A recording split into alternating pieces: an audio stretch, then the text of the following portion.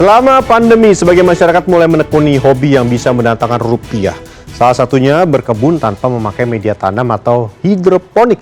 Dan berikut kami hadirkan lika-liku membudidayakan tanaman hidroponik dan juga aneka tips agar tanaman dan sayuran Anda tumbuh subur dalam segmen Sehari Menjadi. Mak dong bibit. Oh, terbalik. Aduh, tar lu. Jangan sampai nih ada satu kayak begini. Buar satu greenhouse ini. Rugi. Beragam hobi dan kegiatan untuk mengisi waktu luang bermunculan selama pandemi COVID-19. Salah satunya bercocok tanam dengan teknik hidroponik. Hidroponik merupakan cara bercocok tanam tanpa menggunakan media tanah dan biasanya dikerjakan dalam rumah kaca dengan menggunakan medium air yang berisi zat hara. Selamat datang pemirsa di segmen Sehari Menjadi. Nih kita akan melihat yang hijau-hijau hari ini, tapi bukan hanya view-nya saja, bukan hanya tanaman-tanamannya saja atau pepohonan, tapi kita akan belajar untuk membuat dan memanen hidroponik. Let's go.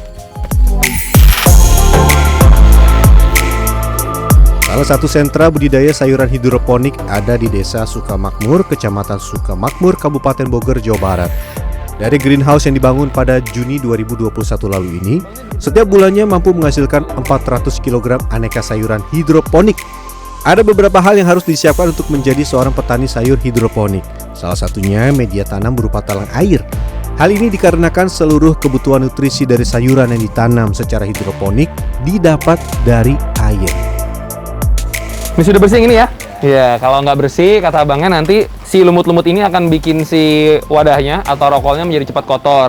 Imbasnya antara si bibitnya nggak tumbuh, ataupun kalau tumbuh nanti lebih cepat mati ya bang ya? Iya. Atau misalkan nanti ada hama, dia juga lebih gampang untuk kena. Setelah dibersihkan, gunakan media tanam rock wool sebagai tempat tumbuh benih. Ada bibit selada keriting, curly kale, green oak leaf, sawi sam hongking, green pak choy, sampai chai sim dan kangkung. Aduh nih satu lubang, satu kecilan. Ya ampun. Sama makanan ikan, saya di rumah gedean makanan ikan. Dan salah satu alasan kenapa tidak langsung ditaruh di pot yang untuk si tanaman, ya pasti akan hanyut dong. Jadi harus membuat dia menjadi bibit ataupun tunas yang sudah agak sedikit lebih besar. Ini udah saya masukin loh biar. Aduh lupa, kecil banget. Oh jadi dua nggak apa-apa ya. Salah satu jenis sayuran yang cepat tumbuh adalah pakcoy. Dari benih hingga bibit hanya membutuhkan waktu 4 hari saja. Punya kesabaran yang tinggi ya. Oh terbalik. Aduh tar lu. Udah rokok saya pecah bang. Tar lu geserin bang. Waduh. Pesanan orang lagi. Nah ya aman. Nah, kalau ada yang tanda-tanda gini nih pesanan orang. Udah rusak serem. Nanti nunggu lagi lama dikomplain. Selalu usahakan memberi bibit dengan jumlah dan waktu yang sama juga agar dapat tumbuh seragam dan tampilannya lebih cantik saat dijual. Setelah 4-14 hari, beberapa benih sudah tumbuh dan siap dipindahkan ke media tanam netpot. Caranya mudah, potong bibit dengan rock wool. Rock wool seperti namanya merupakan serat mirip wool yang terbuat dari batuan vulkanis. Batuan dari wilayah pegunungan ini memenuhi syarat sebagai media tanam hidroponik, yaitu tidak mengandung nutrisi, namun menyerap pupuk cair dan udara yang membantu pertumbuhan akar. Jadi ketika lagi ngurusin untuk pemindahan ini nih ke netpotnya juga bagian penyortiran. Kalau sudah ada yang warna coklat-coklat seperti ini, artinya sudah tidak layak, dan kalau dipindahkan ke netpot pun dia bakal jadi busuk. Jadi mendingan kita cut off sekalian ya bang ya? Iya. Form aja. Oke. Siap. Selanjutnya, buang akar tanaman yang membusuk. Selain itu, pastikan daun tanaman yang masuk ke greenhouse tidak berlubang. Sebab hal ini menjadi pertanda bahwa bibit berpotensi menjadi sumber penularan hama ulat. Sebelum ke bagian kumbung utama, siapkan terlebih dahulu air nutrisi. Sederhananya, nutrisi hidroponik merupakan zat-zat yang dibutuhkan oleh tanaman agar dapat tumbuh optimal, seperti fosfat untuk pembentukan akar dan kalium untuk membantu proses fotosintesis. Selain itu, air nutrisi juga harus memiliki kandungan zat besi, mangan, seng, boron, sampai klor. Nah, ini lagi akan ditambahkan nutrisi kembali yang tadi sudah disebutkan. Dan kuncinya adalah air tidak boleh sampai mati, karena kalau sampai airnya tidak mengalir berarti dia tidak mendapatkan makanan yang dibutuhkan ya, dalam tanda kutip. Jadinya nanti akan layu dan tidak bisa dipanen atau mati. Selanjutnya, pindahkan bibit ke dalam talang yang airnya mengalir selama 24 jam. Jangan lupa pada siang hari hindarkan tanaman terpapar sinar matahari langsung. Habis dipindahkan ke bagian permajaan, jangan lupa ditarik ini bagian kain tambahan supaya tidak langsung terkena sinar matahari, nanti layu. Setelah itu lakukan perawatan rutin dan pengecekan berkala. Salah satunya dengan memeriksa hama di tanaman. Hama yang lazim dijumpai adalah ulat tentara atau Prodenia. Aduh, nih sortir PR juga ya. Mata tuh harus bener-bener jeli karena ada yang lubangnya kecil-kecil. Nah, kalau ini yang agak gede-gede masih kelihatan.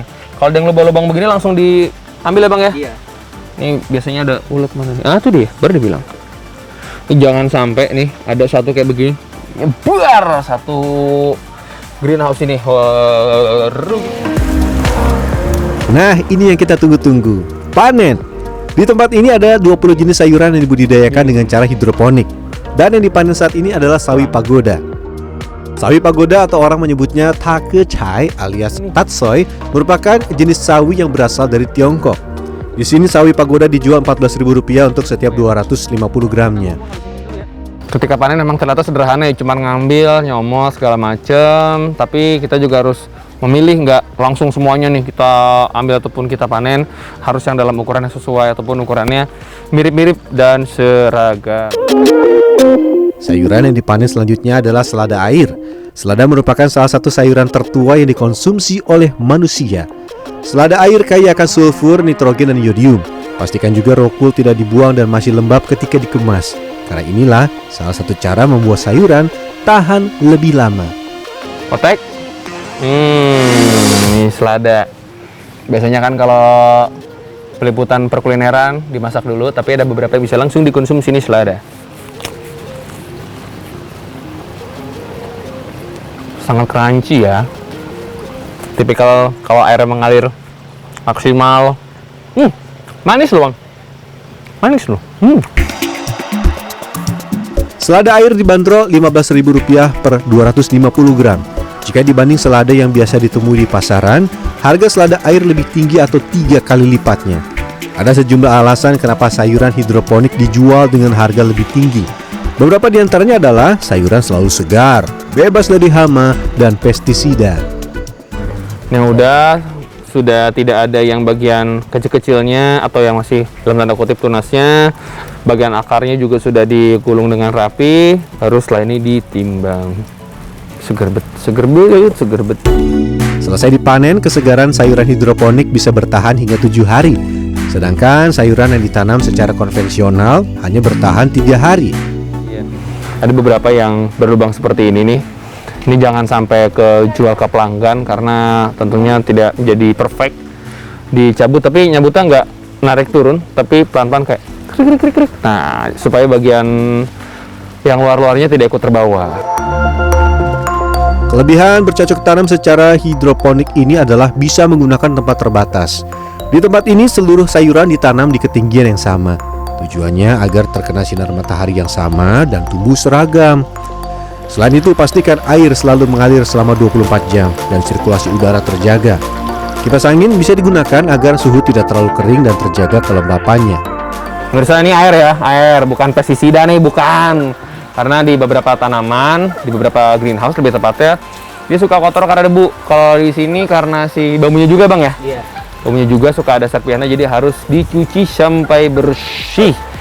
Meski baru beroperasi 1 tahun, budidaya sayuran hidroponik ini memiliki omset fantastis, mulai dari 50 hingga 100 juta per bulannya.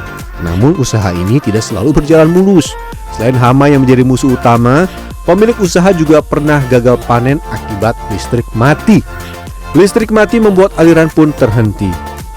Pernah di sana kita ada yang namanya terkena hama full, sehingga kita harus sterilisasi kebun, yang artinya semua kita kosongin, kita cuci semua talangnya, semuanya baru, seperti kebun baru. Akhirnya kalau sudah steril baru kita jalani lagi. Ada 2 greenhouse yang dipunyai pemilik usaha sayuran hidroponik. Pertama di Desa Sukamakmur, Kabupaten Bogor, dan kedua di Duren Sawit, Jakarta Timur. Greenhouse di Jakarta Timur ukurannya lebih kecil. Di sini difungsikan sebagai sentra pengiriman. Menurut saya makanan organik itu lebih sehat ya. Terus juga dia lebih bersih, terus rasanya juga beda dari yang biasanya. Nah, jadi setelah nyoba itu, emang iya sih hidroponik tuh kayak lebih higienis, terus lebih dimakan pun terasa kayak lebih garing, terus sayurannya pun juga rasa lebih manis. Bagi yang berminat menjadi petani sayuran hidroponik khususnya di kota, bisa kok memanfaatkan lahan yang terbatas. Kuncinya, air pastikan selalu mengalir. Dan kedua, jangan sampai ada hama. Rian Fernando, Dwi Agung Yudiarto, Kabupaten Bogor, Jawa Barat.